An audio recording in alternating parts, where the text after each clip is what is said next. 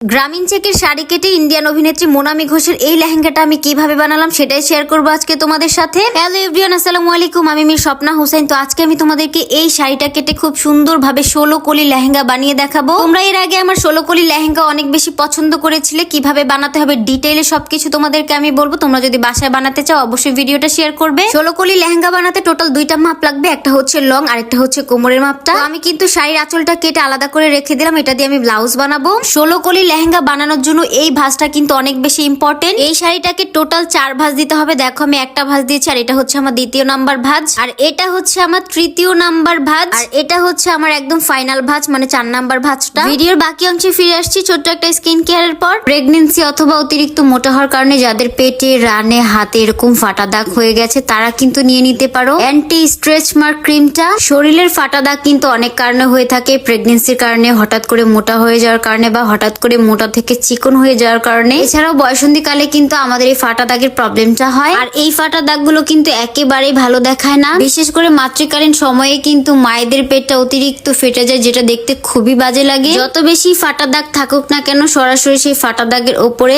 আইচুন বিউটির anti stretch mark ক্রিমটা খুব সুন্দরভাবে মাসাজ করে লাগিয়ে দিবে। আর ভালো ফলাফল পেতে কিন্তু অবশ্যই দিনে 2 বার ব্যবহার করতে হবে। রেগুলার ব্যবহারের ফলে কিন্তু খুব দ্রুত তোমাদের এই ফাটা দাগের সমস্যা দূর হয়ে যাবে। আর এই অ্যান্টি স্ট্রেচ মার্ক ক্রিমটা কিন্তু তোমরা পেয়ে যাবে কাকুলি বিজনেস অফ ফেসবুক পেজে। অবশ্যই আমি কাকুলি বিজনেস অফ ফেসবুক পেজটা মেনশন করে দিবে। এছাড়াও ভিডিওর স্ক্রিনে তাদের পেজে লোগোটা অ্যাড করে দিয়েছি। 4 ভাঁজ দেওয়ার পরে এবার দেখবো যে টোটাল 16টা পার্ট বের হয়েছে কিনা।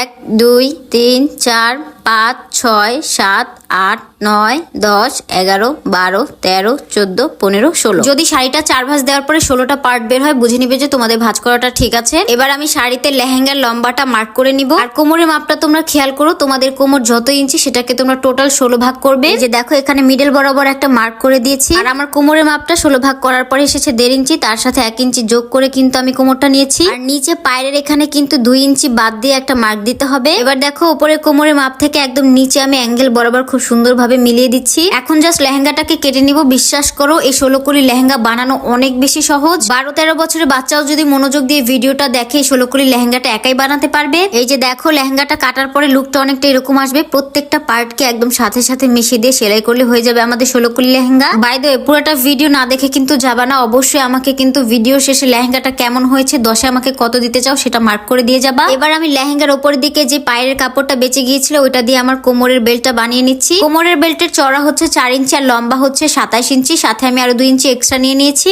এবার আমি লেহেঙ্গার নিচের ফলস কাপড়টা কেটে নিব। এর জন্য কিন্তু আমি বাটারফ্লাই কাপড় নিয়েছি টোটাল 4 গজ। আর এই ফলসের কাপড়টাকে কিন্তু আমি আমব্রেলা কাট স্কার্টের মতো করে কাটিং করে নিচ্ছি। আর আমব্রেলা কাট স্কার্ট তো তোমাদেরকে আমি অনেকবারই দেখিয়েছি, আমার পেজে তোমরা পেয়ে যাবে। মোনামি ঘোষের মতো সেম কাপড়, মানে পিঙ্ক, রেড আর হচ্ছে হোয়াইট কম্বিনেশনের কাপড়টা আমি অনেক বেশি খুঁজেছিলাম, বাট আমি একদমই পাইনি, যার কারণে বাধ্য হয়ে আমাকে হলুদ আর লাল কালারের গ্রামীণ চেকের শাড়িটা আনতে হয়েছে। সেম কালার না হলে অনেকটা সেম কাপড়ে ভাইব দেয়, যার কারণে আমি এটা নিয়েছি। কিন্তু যদি আমি সেম টু সেম কাপড় পেতাম সেটা আমার জন্য অনেক বেশি ভালো লাগতো। তো এবার দেখো আমি প্রত্যেকটা পার্টকে একসাথে অ্যাটাচ করে নিচ্ছি সেলাই করে। তো লেহেঙ্গার কাটা পার্ট গুলো জয়েন করা শেষ। এখন আমি হচ্ছে ফলসের সাথে মেইন কাপড়টাকে অ্যাটাচ করে দিব। ভাই আমার ভিডিওটা যদি মনোযোগ দিয়ে দেখো তাহলে মাত্র 1.5 ঘন্টার মধ্যেই তোমরা এত সুন্দর করে লেহেঙ্গাটা বানিয়ে ফেলবে, যদি আমার মতো স্লো হও। আর যদি আমার থেকে এক্সপার্ট হও সেক্ষেত্রে কিন্তু বেশিক্ষণ লাগবে না, 40 মিনিট থেকে 1 ঘন্টার মধ্যে বানিয়ে ফেলতে পারবে। যদিও ভাই লেহেঙ্গাটা বানাতে আমার 3 দিন লেগে গেছে, কারণ প্রতিদিন আমি একটু একটু করে বানাইছি, একসাথে বসে আমি কাজ করতে পারি না। আমাকে একটু রেস্ট নিয়ে নিয়ে তারপরে কাজ করতে হয়, মানে মেশিনে বসতে আমার অনেক বেশি বিরক্ত লাগে, যার কারণে তোমরা এত বেশি নতুন নতুন ড্রেসের টিউটোরিয়াল চাওয়া সত্ত্বেও তোমাদেরকে আমি টিউটোরিয়াল দিতে পারি না। এই যে দেখতে পাচ্ছ আমার লেহেঙ্গা একেবারে কমপ্লিট। এখন জাস্ট তোমাদেরকে আমি পরে দেখাবো এটা ফাইনাল লুক কেমন আসছে। টানটানা,